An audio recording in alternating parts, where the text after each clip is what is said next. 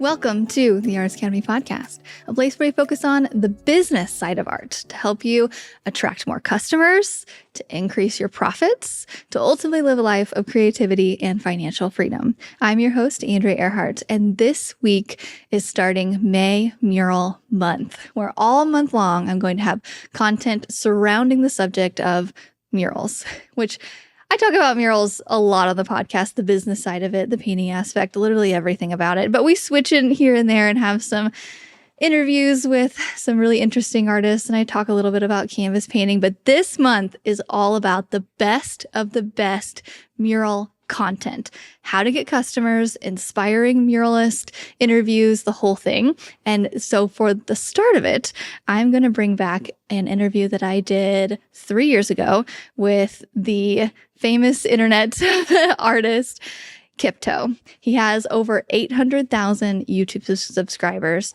and 285,000 Instagram followers. And just he's spread across the internet, and he knows how to make some really good content.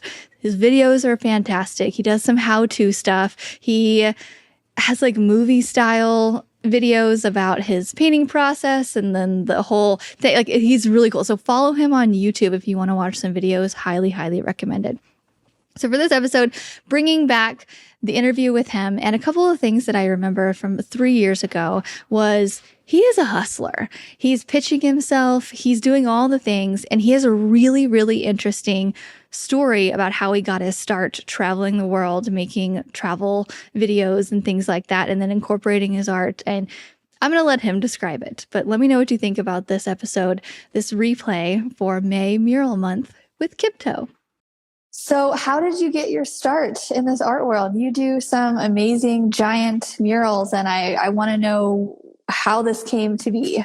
Well, I've been an artist my whole life, and I've always been drawing and creating and making videos growing up as a kid. And I went to illustration school. I got my bachelor's in illustration, and I always wanted to know. I knew I always wanted to do something with art, but I never really knew exactly what that meant, And then after school, I was in touch with one of my professors, and her brother was in charge of like the housing development in Providence, Rhode Island, for this town called Olneyville, which is like a kind of like a lower class, lower wage kind of town. And they were looking to spice up the neighborhood with some murals. And so they kind of hooked me up with them, and they were looking for a wall. I was looking for a wall to paint. So that's when I first realized like painting walls is not just about the art. It's about all the bureaucracy and everything that goes into like getting permission to get this wall and getting everything squared away. It's not just about painting. And I realized that there's so much hoops you have to jump through and permission you got to get and stuff like that. And we were trying to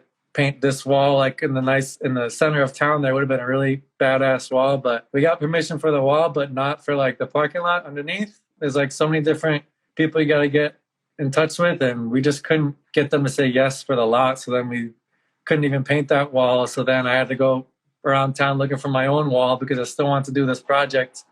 And eventually I found one like around the corner from their office, and it was perfect because it was like a youth center. My drawing kind of lined up with that, and I finally got the okay, and we got all the scaffolding, and I got all the materials that I thought that I needed.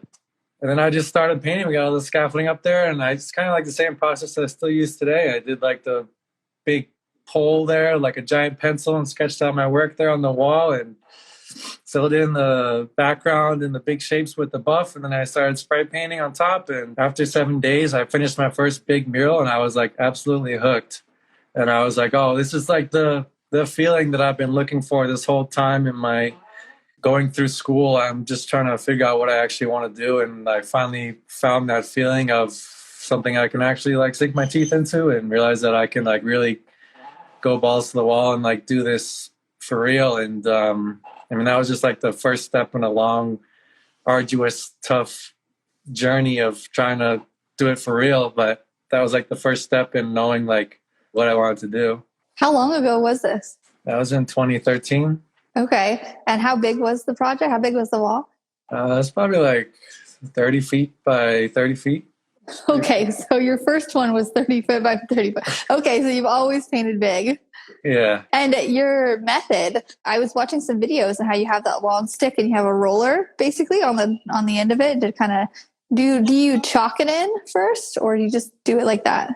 No, I like to use the roller as like a big pencil, and sometimes I'll have like a loose grid, like I'll cut the wall into quarters or something, or I'll use like windows or doors or whatever, like as guidelines. I like to use my whole body and just like feel out the wall as I'm going, so I know kind of where things are at. I usually have like a pretty rendered sketch ready to go, and I'll just work off of that, like a printout, and I'll be like using the big roller on the end of the stick as like a giant pencil, and that way I can feel out where things are on the wall and get a sense of the scale as I'm kind of killing two birds with one stone as I'm painting the outlines, you know? Wow. Okay. I use a projector and I like map it all out because it's tough to see things when it's that big, but you have a really long pencil and you do. I've never heard of that. So I'm so intrigued. Yeah, it's just kind of like how I started, and it's kind of just like how I kept going. I like it. It's like I like using my whole body and just getting feel for the wall. I hate using projectors. I don't like trying to figure out how to set it up at nighttime and everything's dark and you can't see shit. And then like you got to find outlets and extension cords and get the thing up there. Like I tried it once and I was like, this is not for me. I'd rather just do it bright and early in the morning, and then like halfway through I already got my sketch up there, and then I can just keep going. I'm already in the zone. I can just keep filling in the background, and then it's just like my preferred method, and it works for me. Yeah. How did you figure that out? Did you see someone doing it or were you just like, this seems like a good idea? Yeah, I think I was copying like Aries or something from Spain. Okay. He's like the mastermind. He's like the top dog. I'm always trying to learn from those guys. So like Aries and Etam Crew from Poland, those guys were like big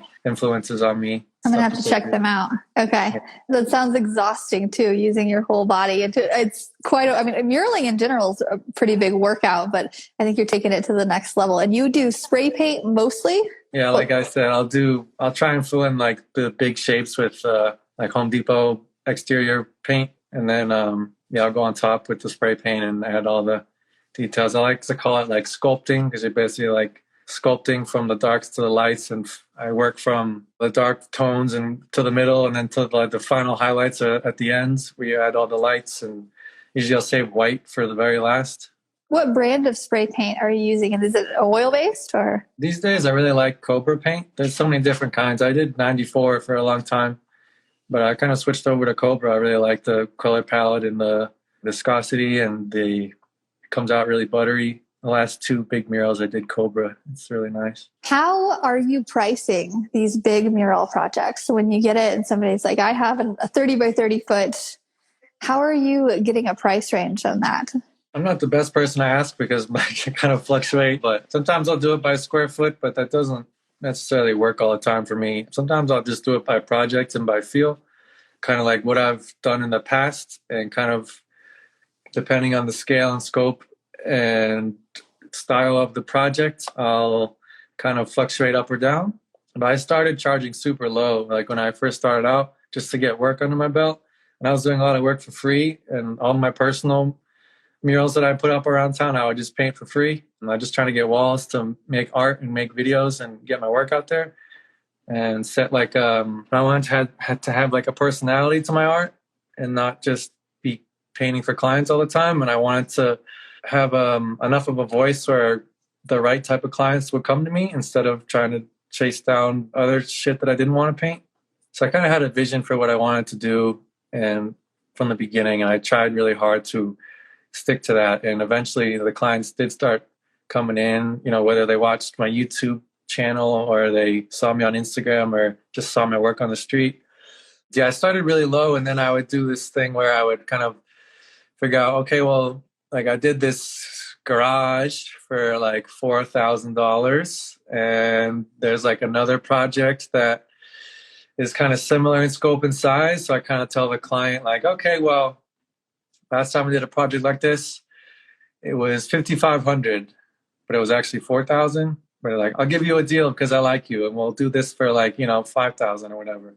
So you're actually like you're actually telling them that they're getting a deal, but in the end, you're actually bumping up your price at the same time. So there's kind of like some different negotiating strategies you can work with, and then I started getting bigger and bigger projects to up to like, 10 grand. And then the big ones, I would have to like really apply for and work really hard to like win the bid. There's like these, big projects where these cities send out RFQs, which is requests for qualifications, and you send in your work, and then they'll pick like a top 3 or top 5 finalists, and then those people draw their concept art, and then they have to pitch it to win the bid, and like it's a whole process. And that's what happened last October for my biggest budget mural ever. Did this big giant skate park in Oklahoma, and I'm like, I have a lot of people who know me as like the mural guy. So sometimes they'll just send me these RFQs that they see. And that'll be kind of how I find out about these, because people just send them to me, be like, hey, you should apply to this. So, I applied with my work in the initial RFQ and I got in the top 5.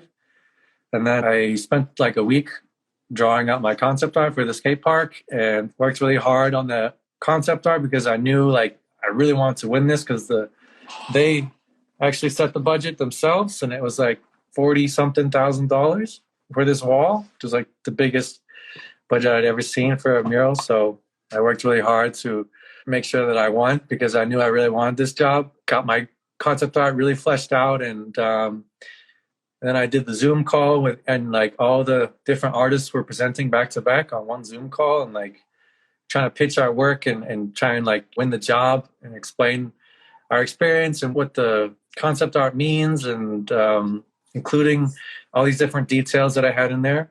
And I nailed my presentation, and a couple weeks later I got the call that I won the job, and I went over to Oklahoma a few months later and spent about 12 days painting this wall. It was like 160 feet long by like 18 feet high, and it was awesome. It was a great time, and the locals treated me super well, and I got to do a bunch of cool stuff, and I got to go on a plane ride where they took me up in a stunt plane, and I went upside down and did a bunch of barrel rolls and loops, and even pulled my own backflip in the plane, and got to meet a bunch of cool skaters and get to meet some of the locals, and they treated me super well, and it's like one of my favorite things.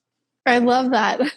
And I think this is a really good example we have a lot of artists who watch who are just getting into the mural game and they're just kind of just trying to figure it out. But I think the process of applying and showing your work is not necessarily a beginner type thing. It's more of once you have something to show for, you can, then provide the backup for all of this. So I think it's just something inspiring for people to look forward to and just to see what's possible out there, because a lot of artists don't even know like where to begin. So you're saying the cities would send these out and they would make like a Facebook post and people would send you the Facebook post?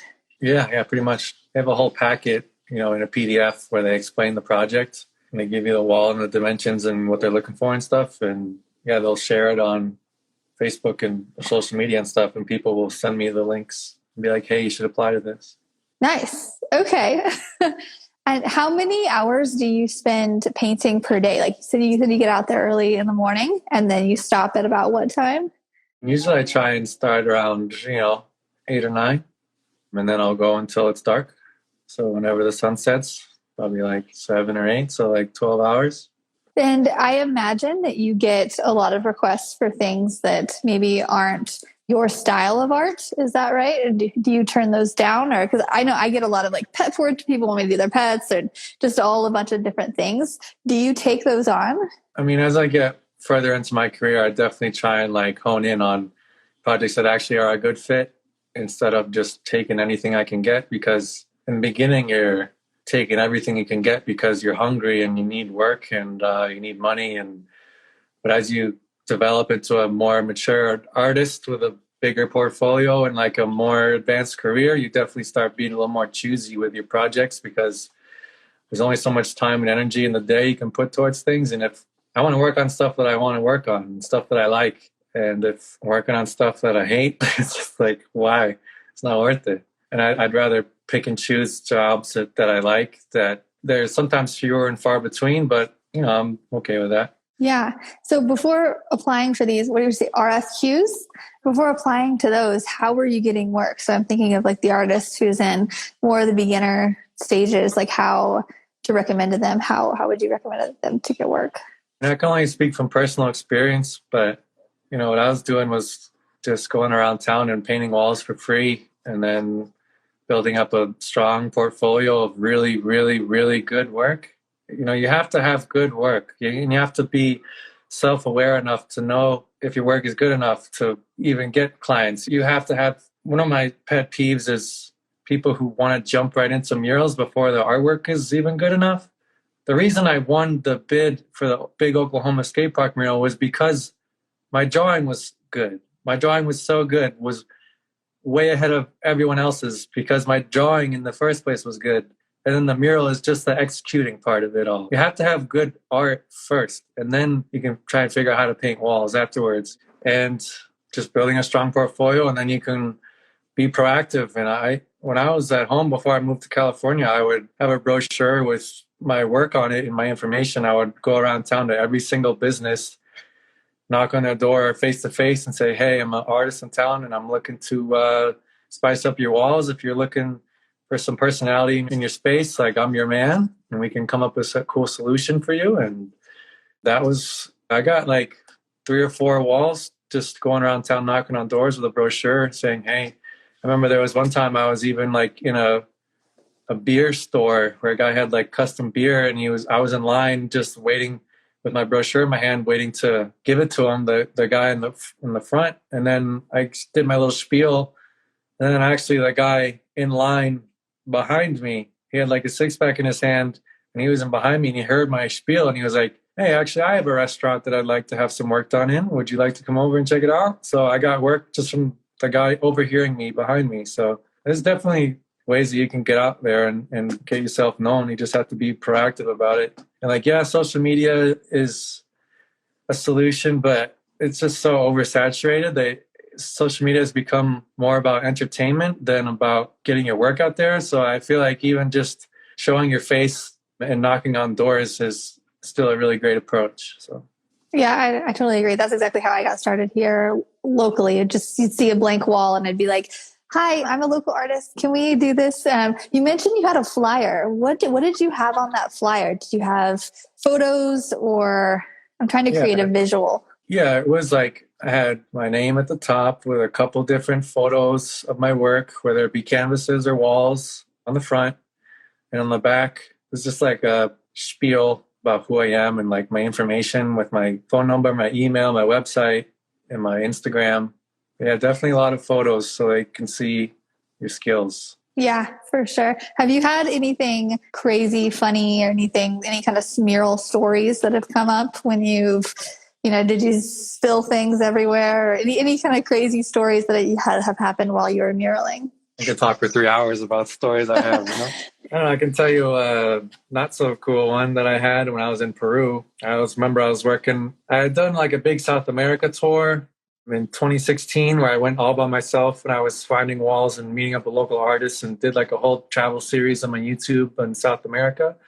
And I got really addicted to it. So I went back again, and I went to go see a girl I met in Colombia, and we had a little, vacation adventure. And then after that, I went to Peru, but I was getting a little cocky, and I didn't really have any contacts like lined up for murals or walls or anything like that. So I kind of just went in blind, and it kind of cost me a little bit because I was like struggling to find anywhere to go to paint walls. And I ended up painting little stupid things at the skate park, and I was kind of getting frustrated. And I was like, well, I did it all by myself at home. I can do it all by myself here. I barely spoke any Spanish, but I was still knocking on every door I could find, with the same kind of method, just saying, hey, can I paint your wall? With like a printout of the translation in Spanish so I could like memorize it before I walked in, And I was having no luck. And I ended up finding this spot. I was going around town everywhere, and I ended up finding this blank wall.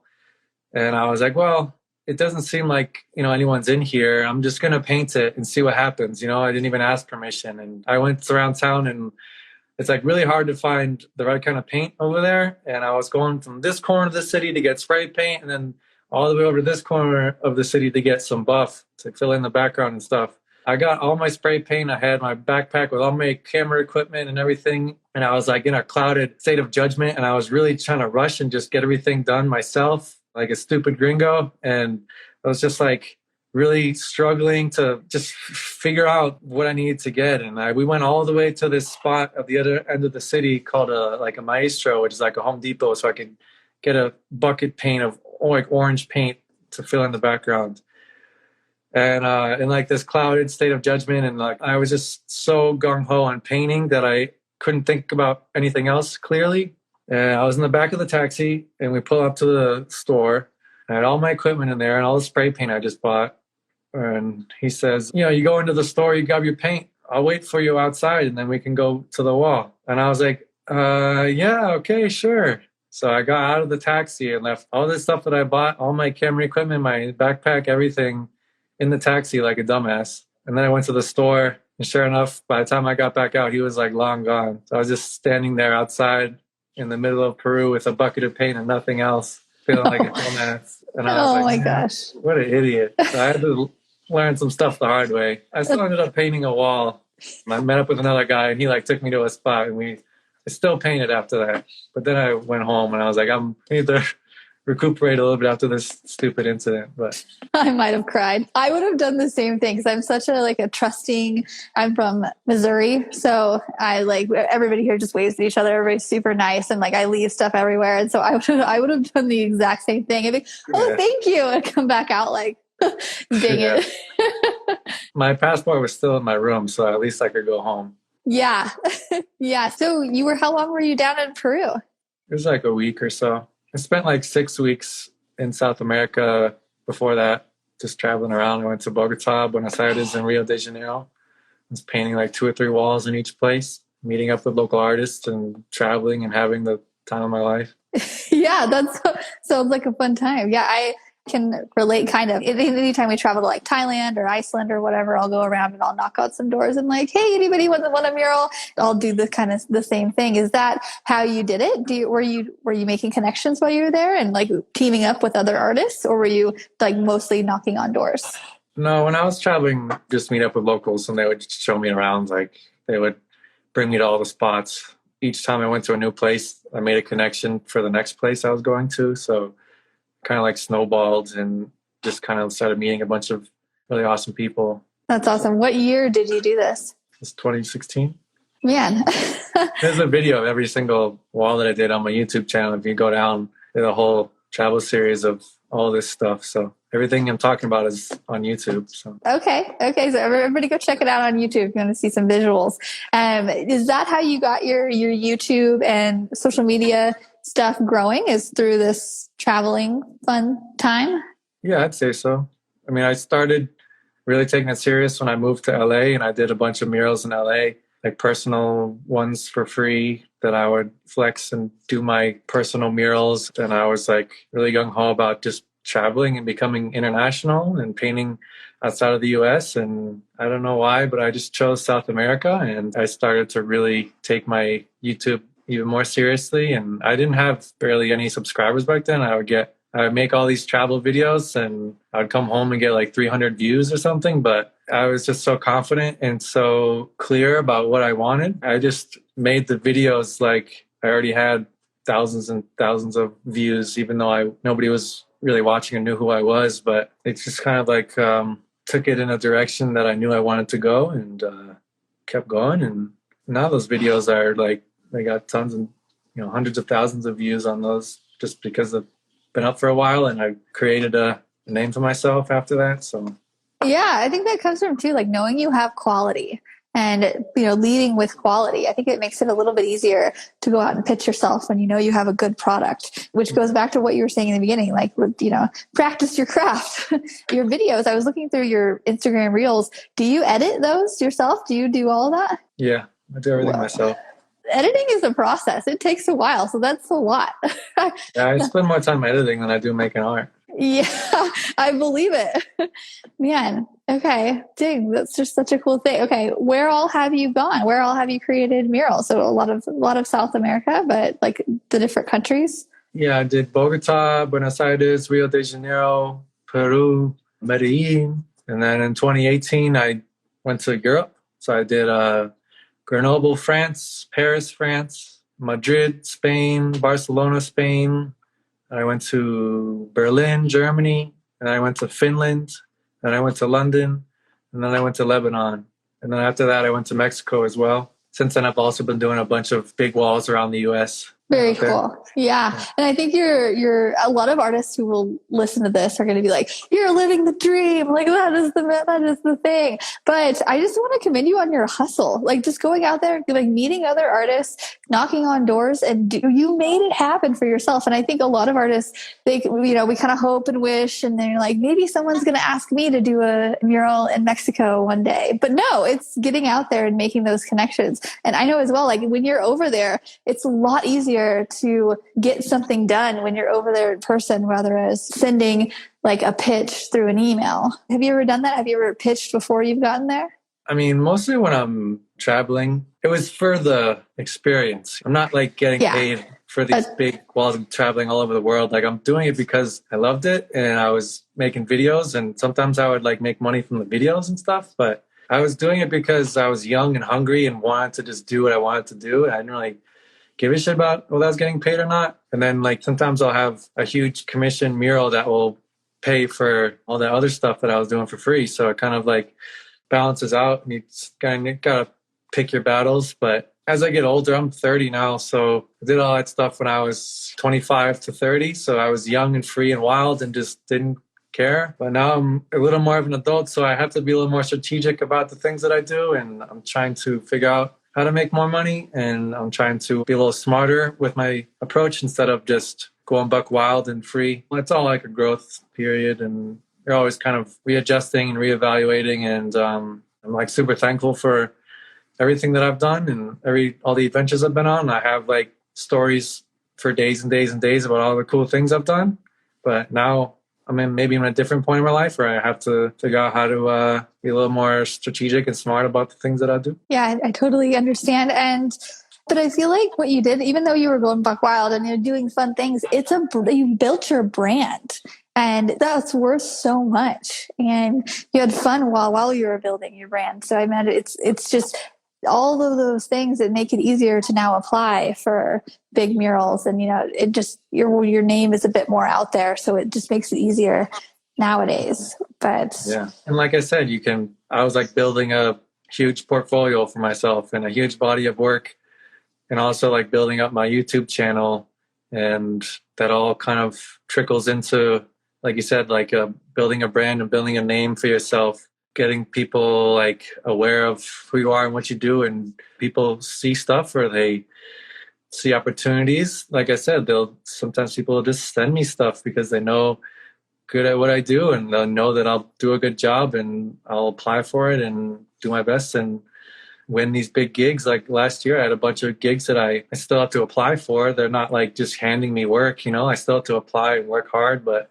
I'm built up a big enough portfolio and I've mastered my craft enough where I know that I can probably win these gigs because I know that I can do it. So also about like believing in yourself and knowing what you're capable of and putting your all into everything. So yeah, definitely. And I think too, this just helps to, put it into perspective for artists who, they look at artists like you who have hundreds of thousands of subscribers and followers and all of the things, because you've spent the last almost 10 years acquiring those and, making quality things. But a lot of people will look at that and be like, oh, they've got it easy now, but no, you still have to try and you still have to do those things. And I totally understand with the whole responsibilities thing here recently, because I spent a lot of time traveling doing murals as well. And now it's kind of nice to sleep in your own bed at night too, and like work from home and like do some local stuff. So you got a baby on the way, right?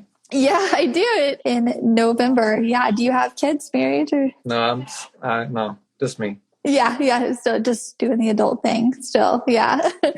Yeah. It's funny how things change from your early 20s to your early 30s. Right. So I totally get it. Yep. So that's really all I had today. Have any last information or any last bits of advice for aspiring artists who are just starting out? We are welcome to that. And or any last little bits of stories that you have. But yeah, that's all I had for today. Thanks. I'll just regurgitate something that my mom likes to tell me, where she's kind of says something along the lines of just be you and be the best version of you, because everyone else is already taken and no one else has what you have to offer. So Just don't be afraid to be the best version of you and put your full self out there, because people will respond to the real you. And when you're authentic and true to your own voice and your passions, then it really shines through with the people watching and the people listening. And people are passionate about passionate people, and passion always shines through no matter what, and people are magnetized to that. So just find out what you're really passionate about and make sure you're putting your own voice into it, because no one else can do it like you. Yeah, you're definitely taking those words to heart. I can tell through your style. You have a very, very unique style, and you're doing it. And a lot of artists, not many artists have the same style that you have specifically, and you're leading with that. And so I think that's a great example for what she's meaning and what you're doing for other artists coming in. But yeah, we could do a whole podcast episode over everything that you just said. So just the value of being unique. But yeah, thank you again so much for coming on. It's great to connect with you. And yeah, thank you so much, Angel. Yeah, keep in touch on Instagram, and we'll talk to art later. Ciao. Thanks for listening to another episode of the Artist Academy podcast. I get some form of this question so much, which goes something like this. Hey there, I'm new to murals, or I just painted my first big painting, or I want to get in. I want to kind of do what you do. How did you get started? How do I get into this? Can you give me some tips on first good practices to get started? And I'm like, oh, again. It's funny though, because I get this question so much that I wrote a book on it. It's called Mural Money, and it's an artist's guide on how to go from 0 to consistent 100K years. And I break down how I started my mural business from the ground up. And I've tried everything. I've sold prints, I've sold whatever. And I landed on murals, and it's the most profitable thing that I have found to go from 0 to 100 quickly. And I break down my entire strategy with fun and embarrassing stories inside the book. It's over 15 hours of audio inspiration, of tips and tricks and just everything in between. I wrote this book a few years ago, so it's been out for like 3 years now. Tons of reviews, which I'm super, super thankful for. But I wrote it as I was just coming out of that phase. I feel like you're in that new phase where it's like a hustle, and it's doing this, and you're doing everything that you can possibly think of to make this happen. And I put it all in a book. If you go to muralmoney.com, you can pick up that $17 audiobook. It's usually about $25 on Amazon and Audible. But if you go to muralmoney.com, it's only $17, and it will help you through your first several days, years, weeks, months of getting your mural business started. It's filled with some of the best tips from people on this podcast. I've taken their tips, summarized them, given them credit, and put it into this book. So if you like the podcast, like you're listening to it right now, you will love my book, Mural Money. So go to muralmoney.com to pick it up.